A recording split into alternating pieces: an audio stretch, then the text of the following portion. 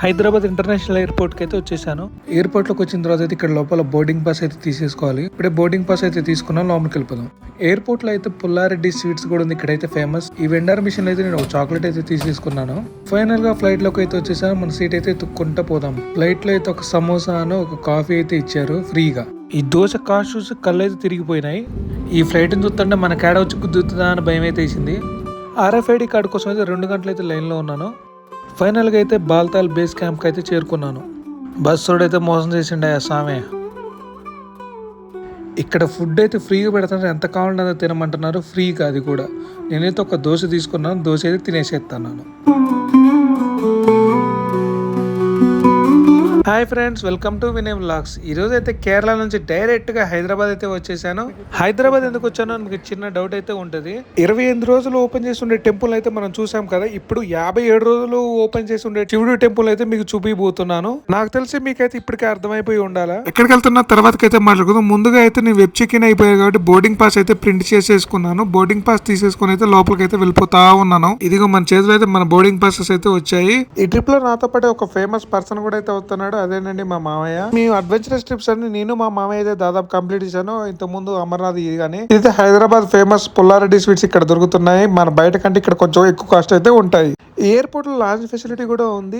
ఈ లాంజ్ లో అయితే ఓన్లీ రూపే క్రెడిట్ కార్డ్స్ అయితే ప్రెసెంట్ ఉన్నది. ఎయిర్పోర్ట్ లో అయితే అలా తిరుగుతూ అయితే వెళ్తూ ఉన్నాను. ఇంకా మన ఫ్లైట్ బోర్డింగ్ వచ్చేసి 2:30కి అయితే ఉన్నది. సో అలా తిరుగుకుంటూ అయితే వెళ్ళిపోతా ఉన్నాను. ఇక్కడ ఐస్ క్రీమ్స్ కోసం అయితే డైరెక్ట్ గా మనుషులు లేకుండా డైరెక్ట్ గా బిజినెస్ చేసి యంత్రాలు అయితే పెట్టారు.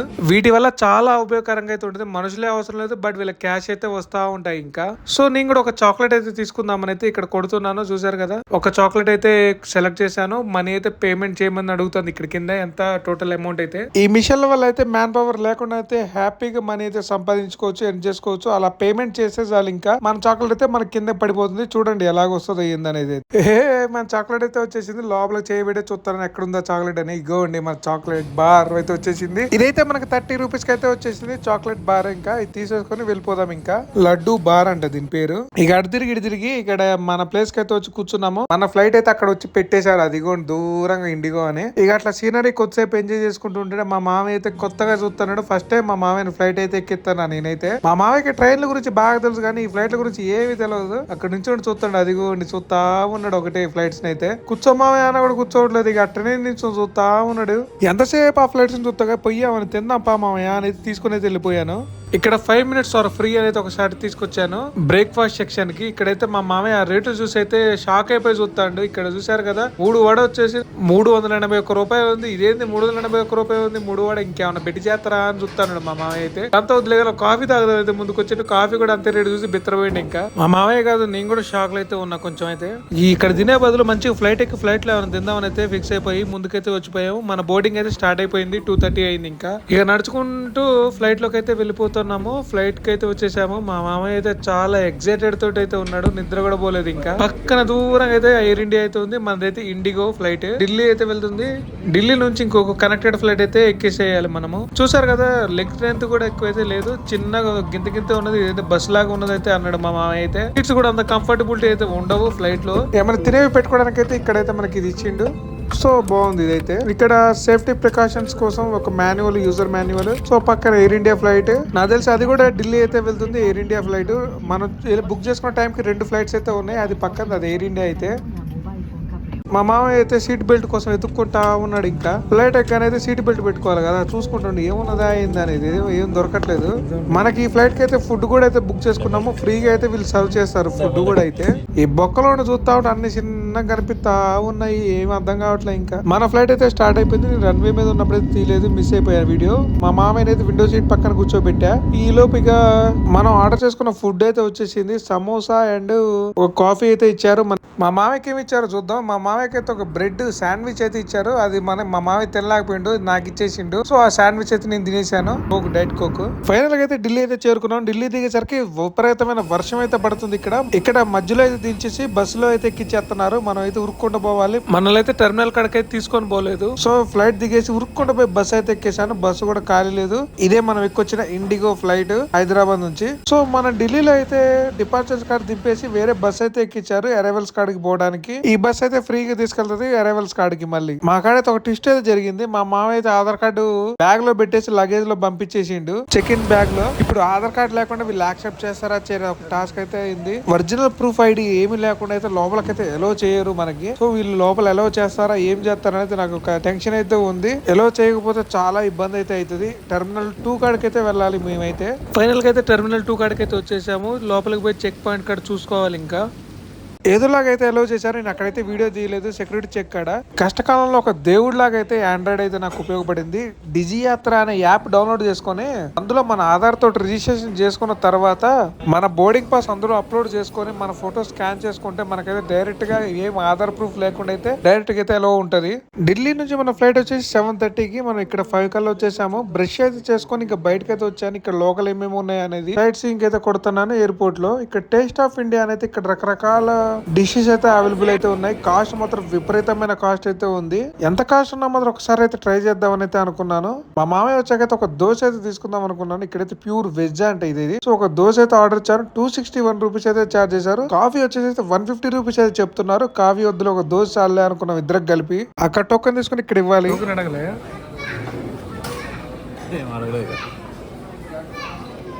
మందేనా దానేనా దోశ చుట్టానికి మాత్రం ఎట్లున్నా ఉంటుందో మాత్రం తినేది చూడాలి. ఇంకా ఒక చిన్న బయట అయితే తీసుకుని అట్లా నోట్లో అయితే పెట్టుకున్నాను చట్నీలన్నీ అద్దుకొని అయితే. బట్ టేస్ట్ మాత్రం సూపర్ ఉంది. ఇంత టేస్ట్ ఉంటుంది అనుకోలే. ఆ దోశను చూడగానే మాడిపోయిన దోశ అనుకున్నా. బట్ ఏంటంటే చాలా టేస్టీగా అయితే ఉంది దోశ. బట్ ఒక్కసారి మాత్రం ఇక్కడైతే ట్రై చేయండి. చాలా అంటే చాలా బాగుంది. 261 రూపీస్ దోశ తినేసినాం. ఇంకా ఆ దోశ తినేసి ముందుకు వచ్చేసరికి మన బోటింగ్ అయితే స్టార్ట్ అయిపోయింది. ఇంకా దబా దబా అయితే లోపలికైతే వెళ్ళిపోతున్నాం. ఇక్కడ కూడా అయితే బస్సులోనైతే పంపించేస్తున్నారు మన ఫ్లైట్ కాడికి అయితే. సో బస్ అయితే ఎక్కేసాము. ఇంకా పోవడమే లేట్. ఇంకా చిన్న పాప చూడడం చాలా క్యూట్ గా అయితే నోట్లో వేలు పెట్టుకొని భలే అటు ఇటు చూస్తా ఉంది. చబ్బిగా ఉంది. బాగుంది. వర్షం అయితే విపరీతంగా వస్తుంది. ఇంకైతే తగ్గన కూడా తగ్గలేదు. ఇంకా సో దూరంగా చూస్తున్న అన్ని ఫ్లైట్లు అయితే ఉన్నాయి. మన బస్ అయితే స్టార్ట్ అయిపోయింది. ఇంకా ఫ్లైట్ కాడికి అయితే వెళ్ళిపోతున్నాం. ఆ పక్కన ఉంది స్టార్ అలయన్స్ అంట ఫ్లైట్. ఆ కంపెనీ వాళ్ళ ఫ్లైట్ అది కూడా కువైట్ ఎయిర్లైన్స్. ఈ పక్కన ఇండిగో కూడా ఉంది. అది కువైట్ అయితే వెళ్తుంది. అది ఎట్టకేలకు మన ఫ్లైట్ కడకైతే తీసుకొని వచ్చేసిండు ఇండిగో. ఇదిగో మన ఫ్లైట్ అయితే చాలా బాగుంది ఫ్లైట్. నేనైతే చాలా సార్లు ఇండిగో అయితే ట్రై చేశాను. మా మామయ్య కూడా ఎగ్జైట్మెంట్ తోటి అయితే ఉన్నాడు ఈ ఫ్లైట్ కూడా ఎక్కడానికి. చూసారు కదా బ్యాక్గ్రౌండ్ చిన్న స్మైల్ అయితే ఇచ్చేసిండు మా మామయ్య. ఇంకా లోనకి వెళ్ళిపోయి వీడియో అయితే తీసుకుందాం. ఇంకా పదండి. లేట్ అయిపోతే బోటింగ్ క్లోజ్ చేసి తలుపు అయితే మూసేస్తాడు. ఇంకా మన ఫ్లైట్ లోకి అయితే ఏదో ఎక్కిస్తున్నారు. కింద నుంచి గ్యాస్ ఏందో అది మరి నాకైతే అర్థం కాలేదు. నాకు కూడా తెలియదు. మీకు తెలిస్తే కామెంట్ అయితే చేయండి. చిన్నగా అయితే ఫ్లైట్ అయితే ఎక్కేస్తున్నాను. ఇక్కడ ఇండిగో పక్కన ఎయిర్ ఇండియా అన్ని ఫ్లైట్స్ చాలా ఉన్నాయి. ఒక బస్ స్టాండ్ లో బస్సులు పెట్టినట్టు పెట్టేశారు ఈ ఫ్లైట్స్ అన్ని. అయితే కింద నుంచి ఏదో ఎక్కిస్తున్నారు మోటార్లు. అది ఆక్సిజన్ వాటర్ అనేది తెలవట్లేదు. నాకు తెలిసి ఆక్సిజన్ అయితే అనుకుంటున్నాను నేను. ఫైనల్లీ ఫ్లైట్ లోకి అయితే వచ్చేసాను. మన సీట్ లో కూర్చొని బయటికి చూస్తుంటే భలేగా ఉన్నది మొత్తం.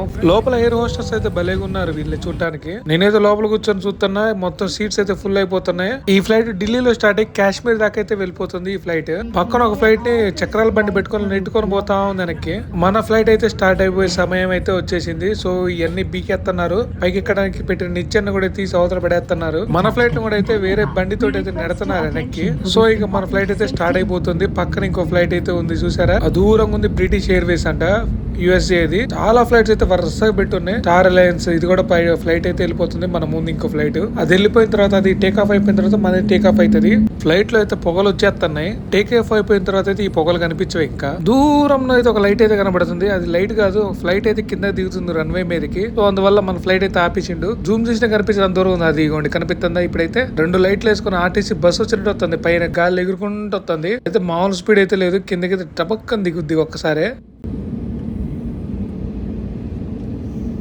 ఆ ఫ్లైట్ దిగిపోగానే అయితే మంది కూడా అయితే రన్వే మీదకి అయితే స్టార్ట్ అయిపోతుంది. ఇంకా ముందుకి వర్షం అయితే బాగా పడుతుంది. బయట గంటకి 200 కిలోమీటర్ల వేగంతో అయితే పోతుంది. 200 నుంచి 300 400 అందుకుంటుంది. వర్షం నీళ్లు చూసారు కదా ఎట్టబోతున్నాయో. ఫుల్ వర్షం అయితే పడుతుంది. మీకు 285 స్పీడ్ అయితే పోతుంది. మామూలుగా పోవట్లేదు ఫ్లైట్ అయితే. సో చిన్నగా స్పీడ్ పోయి ఒకసారి పైకి అయితే లేచింది. భలేగైతే ఉంది. చుట్టూ చూస్తుంటే ఆర్మీ ఫ్లైట్స్ అవి అయితే ఇక పూర్తిగా అయితే పైకి అయితే వెళ్ళిపోయింది. మంచి మ్యూజిక్ తోటి అయితే మీకు వీడియో మొత్తం చూపిస్తాను చూడండి. ఏమి కనిపించట్లేదు. అదిగోండి కింద వర్షం పడుతుంది. ఇక్కడ మేఘాలు ఎక్కువ ఉన్నాయి కదా. సో దానివల్ల అయితే కిందకి అస్సలు కనిపించట్లేదు ఏమి.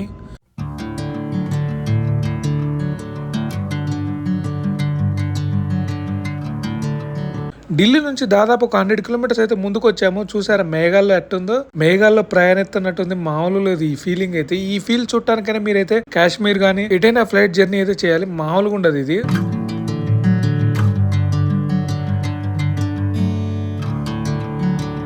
ఫైనల్ గా మన ఫ్లైట్ అయితే కాశ్మీర్ అయితే వచ్చేసింది. ఈ కాశ్మీర్ లో అయితే ఫొటోస్ గానీ వీడియోస్ గానీ ఎలో అయితే ఉండదు. వీళ్ళు ఫ్లైట్ లో కూడా ముందే అయితే చెప్తున్నారు. రన్వే మీద అయితే దిగుతుంది. ఫ్లైట్ దిగేసి అయితే మనం బ్యాగేజ్ తీసుకుందాం అయితే వచ్చాము. మన బ్యాగులు అయితే రావట్లేదు. నాకైతే ఒక చిన్న టెన్షన్ అయితే మొదలైంది. ఇంకా టెన్షన్ ఎందుకంటే మనం ఎక్కింది కనెక్టెడ్ ఫ్లైట్. ఆ ఫ్లైట్ లోంచి బ్యాగ్స్ తీసుకొచ్చి ఈ ఫ్లైట్ లోకి ఎక్కించాలి. అక్కడ ఏమైనా మిస్ అయిద్దేమని భయం. అదిగోండి మన బ్యాగేజ్ అయితే వస్తుంది. ఎయిర్పోర్ట్ లో అయితే సిమ్ కార్డ్స్ కూడా అయితే అవైలబుల్ ఉన్నాయి. ఇక్కడ వీళ్ళైతే 600 అయితే చెప్తున్నారు. సిమ్ అయితే ఆడ కొనమాకండి, ఆడ నుంచి బయటకి అయితే రండి. ఇక్కడ మన RFID కార్డు కావాలి అంటే ఆఫ్లైన్ లో పంతా చౌక్ కాడికి వెళ్ళిపోవాలి. ఇక్కడ ఫ్రీ వెహికల్స్ అయితే ఉంటాయి. ఇది ఎక్కేసి ముందుకు వస్తే అక్కడ ఆటోస్ అయితే దొరుకుతాయి. ఆటో ఎక్కేసి అయితే పంతా చౌక్ ఈజీగా వెళ్ళిపోవచ్చు. 200 అయితే వీళ్ళు ఛార్జ్ చేస్తున్నారు. ఓన్లీ పంతా చౌక్ దగ్గర అయితే ఆఫ్లైన్ లో అయితే చేస్తున్నారు. ఆన్లైన్ లో బుక్ చేసుకుని వచ్చే వాళ్ళకి ఎయిర్పోర్ట్ దగ్గర అయితే మనకి అవైలబుల్ ఉంది. ఎయిర్పోర్ట్ దగ్గరే మన బుక్ చేసుకున్న రిజిస్ట్రేషన్ కార్డు చూపిస్తే మనకైతే RFID కార్డు అయితే మన చేతిలో పెడతారు. అక్కడ నుంచి బాల్తాల్ గానీ పేల్గామ్ గానీ వెళ్ళిపోవచ్చు వెంటనే. నేను అటు రోడ్డు మీద పోతుంటే ఆర్మీ వెహికల్స్ అయితే ఫుల్ పోతున్నాయి. ఆర్మీ వెహికల్స్ తో పాటు ఆర్మీ పర్సన్స్ కూడా ఎక్కడ పడితే అక్కడైతే ఉన్నారు. ఇది చాలా రిస్ట్రిక్టెడ్ ఏరియా. ఇక్కడ వీడియో తీయాలి అన్నా కూడా కొంచెం భయం వేసింది. నాకు ఆర్మీ వెహికల్ వెళ్తుంది అక్కడ నుంచి. అది కాన్వాయ్ అయితే వెళ్తుంది. ఫైనల్ గా అయితే పంతా చౌక్ అయితే చేరుకున్నాను. లోపలైతే RFID కార్డు ఆఫ్లైన్ లో అయితే ఇస్తున్నారు. క్రౌడ్ అయితే మీ వచ్చరికి చాలా ఉంది. క్రౌడ్ మాకు ఎంతసేపు పట్టిద్దో అని మాకైతే భయం వేసేసింది. దర్శనం అయిద్దా కాదా, పంపిరు అనుకుంటున్నాను నేనైతే. దాదాపు ఒక 2 గంటల తర్వాత అయితే మనకు RFID కార్డు అయితే మన చేతికి వచ్చేసింది. ఇదిగోండి RFID కార్డు. ఇది వచ్చాక కొంచెం హ్యాపీనెస్ అయితే వచ్చింది. ఈ RFID కార్డు తీసుకోవడానికి దాదాపు అయితే 2 గంటలు అయితే వెయిట్ చేయను క్యూలో. సో ఇక్కడ నుంచి బాల్తాల్ అయితే వెళ్ళిపోవాలా. మనకి టైం అయితే అవుతుంది. బాల్తాల్ ఇక్కడ నుంచి 4 అవర్స్ పడుతుంది. అంగర్కాడికి వెళ్ళిపోయి కొంచెం ఏమైనా తినేసి మనం ఇగోండి మన వెహికల్స్ ఇంకా ఇదే బాల్తాల్ అండ్ B అంటే బాల్తాల్, P అంటే పేల్గాము. సో బాల్తాల్ వెళ్ళడానికి ఒక టికెట్ అయితే తీసుకుని 200 రూపాయలు అయితే ఛార్జ్ చేశారు. ఈ బస్ ఎక్కి అయితే ఇంకా కాన్వాయ్ అయితే స్టార్ట్ అయిపోయింది. ఇంకా బస్సు అయితే కాన్వాయ్ బయలుదేరింది మొత్తం. ఇక్కడ కాన్వాయ్ లో అయితే మనం బస్సు కూడా వెళ్ళిపోతాం.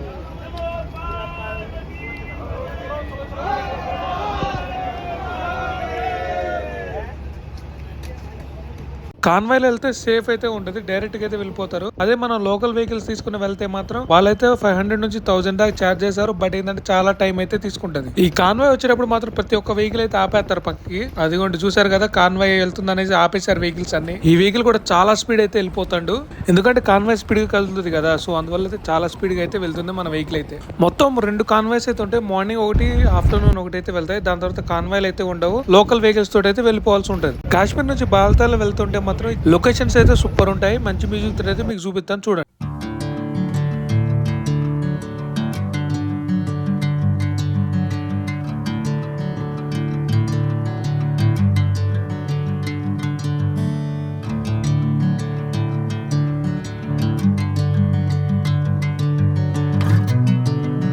ఇదే సోన్మార్గ్ టన్నల్. ఇది 2025 జనవరి 13 అయితే ఓపెన్ చేశారు. మన ప్రధానమంత్రి నరేంద్ర మోడీ గారి చేతుల మీదకి అయితే ఓపెన్ చేశారు. ఈ సోన్మార్గ్ టన్నల్ ఒక పొడవు వచ్చేసి 6.5 కిలోమీటర్లు అయితే ఉంటది. ఈ టన్నల్ మన డ్రైవర్ ఎందుకు దిగేసిండు, ముందుకెళ్ళి అయితే చూస్తాడు. లోపలైతే ఆక్సిజన్ కి కొంచెం ప్రాబ్లం అయిద్దని కూడా మొత్తం అయితే టన్నల్ లోపల పెట్టారు. బట్ ఈ టన్నల్ ఉంటది మామూలుగా ఉండదు. మంచు పడినప్పుడు మాత్రం చుట్టూ మంచు అయితే ఉంటది. ఓ రేంజ్ లో ఉంటది ఈ టన్నల్ చూడటానికి. సో ఇప్పుడు స్నోఫాల్ అంతగా లేదు కాబట్టి ఏమి లేదు. సో మన బస్ అయితే లోపలికి అయితే వెళ్ళిపోతుంది సోన్మార్గ్ టన్నల్ లోపలికి.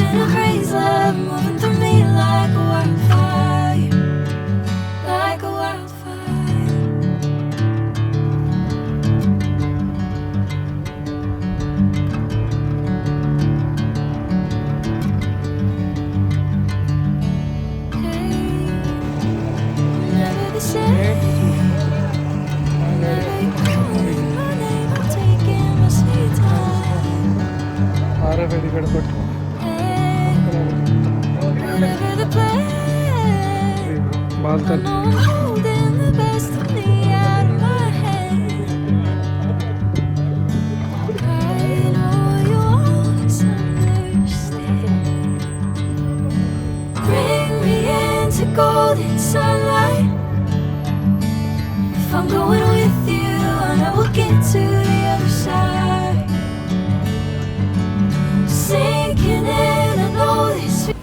ఫైనల్గా 1 కిలోమీటర్ నడుచుకుంటూ వచ్చి ఇంకా బాల్తాల్ క్యాంప్ కాడికి 2 కిలోమీటర్స్ అయితే ఉంది. అది కాండి జరగా హౌలీ కేవ్ కాడికి 16.5 కిలోమీటర్లు. దోలు తిరిగిపోతుంది. నిద్ర లేదు కాబట్టి బాగా స్ట్రెయిన్ అయితే అయిపోయినా.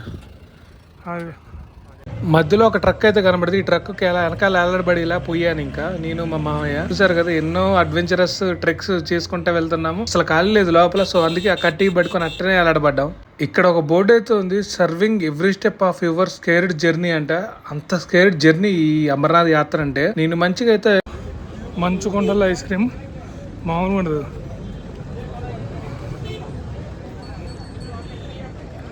చుట్టూ మంచు కొండలు, ఐస్ క్రీమ్ తింటుంటే మామూలుగా లేదు. ఇక్కడ బోర్డు అయితే ఉంది, యాత్రి నివాసం హోలీ కేవ్ హాస్పిటల్ కెడిపోవాలనేది దారి ఉంది. ఇక్కడైతే ఒక లంగర్ ఉంది. సో ఇక్కడ ఏమేమి ఉంది అనేది పోయి చూద్దాం లోనకి పోయి. ఇక్కడ లంగర్స్, ఇటువంటి లంగర్స్ అయితే చాలా ఉంటాయి. మనకి ఏం కావాలంటే అది లోనకి పోయి తినేసేయచ్చు. వీళ్ళు ఏం పెడితే అది. సో మనకైతే ఫుడ్ విషయంలో అయితే ఎటువంటి ప్రాబ్లం అయితే లేదు. నేను వచ్చిన ఫస్ట్ లంగర్ ఇక్కడ బాల్తాల్ బేస్ క్యాంప్. ఇంకా చాలా లంగర్స్ అయితే ఉన్నాయి ఇట్లాంటివి. ఇక్కడ చాయ్ ఉంది, అన్ని దోశలు కూడా కొనుక్కున్నారు. మేము పోయేసరికి చాలా రకాల ఫుడ్ ఐటమ్స్ అయితే అయిపోయినాయి. ఓన్లీ ఒక దోశ అయితే దొరుకుతుంది. అందులోకి ఏదో చారు లాగా ఉంది, అది పోసారు. ఒక దోశ అయితే తీసుకున్నాను. Thank you. మనకైతే ఇక్కడ బాల్తాల్లో మొత్తం బేస్ క్యాంప్లో అయితే దోశ అయితే ఇచ్చేస్తున్నారు. సో టేస్ట్ చేసి చూద్దాం. సో దోశ అయితే మొత్తం చట్నీ లేకుండా మామూలుగా సాంబార్తో సర్వ్ చేసారు.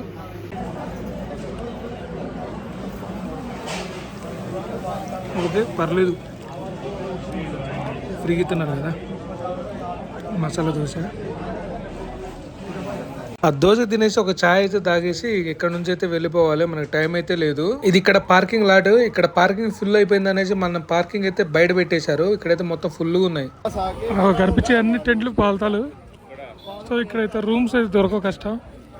టెంట్లలో నైట్ ఎట్టుంటామో ఏందో అర్థం కావట్లేదు స్వామి. చూడాలి ఇంకా పోయి. బాల్తాలు జమ్మూ శ్రీనగర్కి అయితే బస్ బుకింగ్ కౌంటర్స్ అయితే ఇక్కడ ఉంటాయి. మన తెలుగు వాళ్ళు అయితే సిద్దిపేట జిల్లా అంట. సో ఫ్రీ అయితే లంగర్ నెంబర్ 8లో అయితే పెడుతున్నారంట. చూద్దాం, ట్రై చేద్దాం నైట్ ఏమన్నా మనకు కుదిరితే. సో RFID కార్డ్స్ తీసుకొని వాళ్ళు ఇక్కడికి వచ్చి కూడా RFID కార్డ్స్ తీసుకోవచ్చు. RFID కౌంటర్ దర్శనానికి అయితే ఇక్కడ దర్శనానికి అయితే టోకెన్స్ ఇస్తున్నారంట. చూద్దాం మరి తీసుకుంటారా పోద్దా లేదా అనేది. ఇప్పుడైతే చెకింగ్ అయితే అయిపోయింది. ఇక్కడ నుంచి చెకింగ్ అయిపోయాక ముందుకెళ్ళి టెంట్ తీసుకొని రేపు మార్నింగ్ అయితే ఇక్కడ నుంచి వెళ్ళిపోవాలి. నేనైతే ఫస్ట్ టైం వచ్చా కాబట్టి నాకు ఏం అర్థం కావట్లేదు ఎక్కడ ఉండాలి ఏంటి అనేది. ఇదైతే టెంపుల్ లాగా ఉంది, ఇది ఏందో అర్థం కావట్లేదు. సో ఇది కూడా లంగర్ అనుకుంటా నాకు తెలిసి. ఇక్కడ లోపలైతే ఫుడ్ ఇవన్నీ అయితే సర్వ్ చేస్తున్నారు అనుకుంటా. చాలా మంది క్రౌడ్ అయితే ఉంది. లోపలికి అందరు వెళ్తున్నారు, బయటకైతే వస్తున్నారు. ఇక మొత్తం తిరిగేసి అయితే నేను ఒక టెంట్ అయితే తీసుకున్నాను. వీళ్ళైతే మనకి 500 రూపీస్ పర్ పర్సన్ కి అయితే ఛార్జ్ చేశారు. నేను మా మామయ్య తీసుకున్నాము. లోపలైతే బెడ్స్ ఉన్నాయి. ఇలా రూమ్ కాడ నుంచి అయితే పోతున్నాము. రూమ్ కాదు, టెంట్ కాడ నుంచి నడుచుకుంటూ పోతున్నాము. ఏమైనా దొరికితే తీసుకుందామని. ఇందాక మీకైతే ఒక లంగర్ చూపించా కదా, అటు పోయి నేను ఇటు వచ్చేసరికి జనాలు చూసారు, క్యూ చాలా పెరిగిపోయింది. ఈవినింగ్ అయ్యేసరికి మంచి లంచ్ టైం కదా, సారీ డిన్నర్ టైం కదా, చాలా మంది క్రౌడ్ అయితే వచ్చేసారు ఇక్కడికి. ఈవినింగ్ టైంలో అయితే మామూలు అయితే భలే అనిపిస్తుంది చూస్తుంటే. డ్రై ఫ్రూట్ షాప్ ఇది అంతా. ఇక్కడ రకరకాల డ్రై ఫ్రూట్స్ ఉన్నాయి. నేను ఎప్పుడు చూడలేదు, కొత్తగా ఉన్నాయి. ఇదంతా ఏంది అనేది అర్థం కావట్లేదు. అది అక్రోడ్ ఫ్రూట్ అనుకుంటా. ఇదేందో మరి, ఇది కూడా ఏమో నాకు అర్థం కావట్లేదు. వాళ్ళు అడుగుదామంటే వాళ్ళు మస్తు బిజీగా ఉన్నారు. అక్కడ మిక్స్డ్ డ్రై ఫ్రూట్స్ కూడా ఉన్నాయి. ఇక్కడ స్వీట్ పెడుతున్నారు, జిలేబీ. ఈ లంగర్లో అయితే ఫైనల్ గా నాకైతే ఒక జిలేబీ వచ్చేసింది. తీసుకొని అయితే బయటకు వచ్చేసి తిందామని అనుకున్నాను. బ్యాక్గ్రౌండ్ అయితే వాయిస్ వస్తుంది, సో మొత్తం కట్ చేశాను వాయిస్ అయితే, మ్యూజిక్ లేకపోతే కాపీరైట్స్ క్లైమ్ అవుతుంది నాకు. జిలేబీ ఆడ పట్టుకుని ఆ పేపర్ తోటి అయితే అలా తినేస్తాను, ఎందుకంటే చేతులు బాగాలేదు. సో జిలేబీ మాత్రం సూపర్ ఉంది, క్రిస్పీగా అయితే మంచిగా ఉంది. ఈ లంగర్లో అయితే జిలేబీ తిన్నాం. ముందు లంగర్కి వెళ్ళేసి వేరే టేస్ట్ చేద్దాం. ఈ లంగర్ నెంబర్ 3 ఇక్కడే ముందు చూద్దాం. లోనికి వెళ్ళి అయితే ఫ్రూట్స్ అయితే పెడుతున్నారు. బై ఇవాళ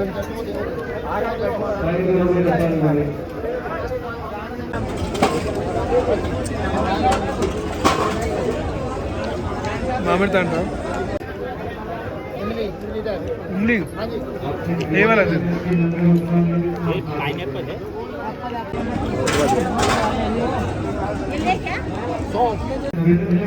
एक जूस दे दो, जूस दे देना। Thank you. यात्रा जाने वाले ले लेना। बोलो ఫ్రూటీ అయితే దొరికింది ఫ్రీగా. తెలుగులో భోజనం ఉంటుందంట. లంగర్ నెంబర్ 8 ఇది. ఇందాక మనం చూసిన బోర్డు. లోనకెళ్ళి అయితే అసలు ఏముంది అనేది చూద్దాం ఒకసారి. మన తెలుగు వాళ్ళు ఎలా ఉంది, ఏం పెడుతున్నారు అనేది. ఇదే సిద్దిపేట వారిది.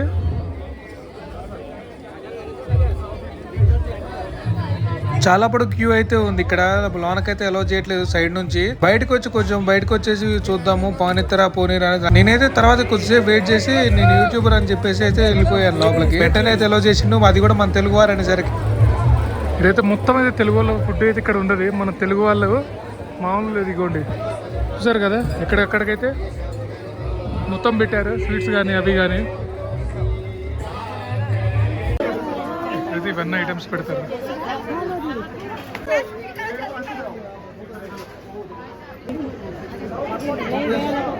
జనం అయితే ఫుల్గా ఉన్నారు. మనకి ఏం దొరుకుతున్నాయో ఏమో అర్థం కావట్లేదు. జనాలు అటు ఇటు నెట్టి పడేస్తున్నారు. ఇక్కడైతే ఫుడ్ చాలా రకాల ఐటమ్స్ అయితే ఇక్కడ పెడుతున్నారు కాబట్టి చాలా క్రౌడ్ కూడా ఇక్కడికి వచ్చేసి తినేస్తున్నారు. చపాతీ కాడ నుంచి దోశ కాడ నుంచి ప్రతి ఒక్క ఐటమ్ అయితే ఉంది. చూసారు కదా, నా ప్లేట్ లో మొత్తం నిండిపోయింది. ఇంకా ఇది తినేసేసి ఇక్కడ నుంచి అయితే వెళ్ళిపోవాలి. ఇంకా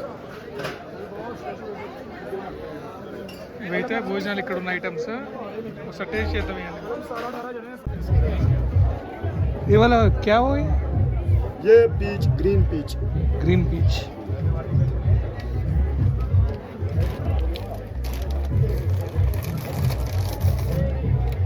ये क्या वो कोकोनट है? कोकोनट కోకోనట్ ఇంత చిన్న చోట ఫస్ట్ టైం నేను కూడా. वाटर बॉटल दे दो इसको. నేను ఏం అనుకోలేదు. జనం చూసారు కదా ఎట్టున్నారు, మామూలు లేదు జనం అయితే.